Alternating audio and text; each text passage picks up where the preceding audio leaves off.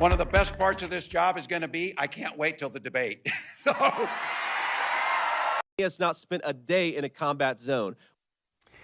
Now, 5:30 election 2024 is ramping up as both vice presidential nominees take shots at the other in battleground states.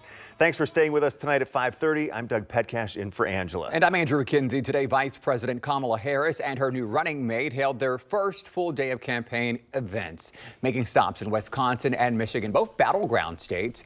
Harris announced her vice presidential pick, Minnesota Governor Tim Walz, yesterday. Walz previously served 6 terms in Congress, representing a rural district that voted for Trump in 2016. Today, he made his case to his fellow Midwesterners. Being a Midwesterner, too, I know a little something about commitment to people. At 17, I joined the Army National Guard. For 24 years, I proudly wore the uniform of this nation. He says the GI Bill helped him pay for college, and he was proud to serve his country. His service has become a point of argument. Vance, who is also a vet, accused Walz today of falsely claiming he served in a combat zone. And he has not spent a day in a combat zone. What bothers me about Tim Walz is the stolen valor garbage. Do not pretend to be something that you're not. Walz was once deployed to Italy as part of a support for the U.S. war in Afghanistan, but was never deployed to a combat zone.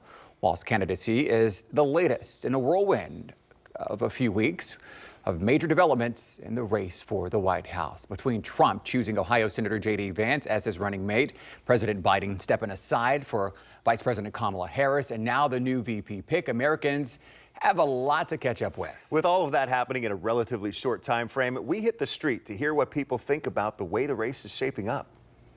As the foot traffic picked up at the corner of Front and Vine, the conversation about politics picked up.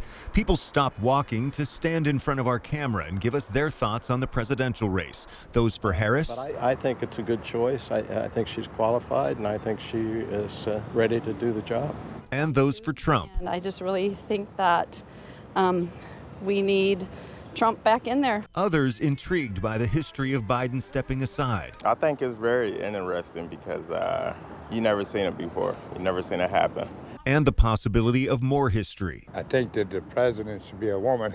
I mean, no offense, but I think a lady knows what they're doing.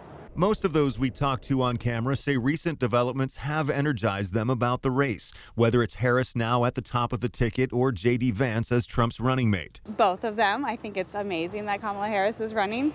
A woman president would be fantastic. And I think it's super alarming that J.D. Vance is also running. I was feeling kind of like going into my cocoon and just shutting everything off. But yeah, I think it did. I'm 100% Trump and Vance.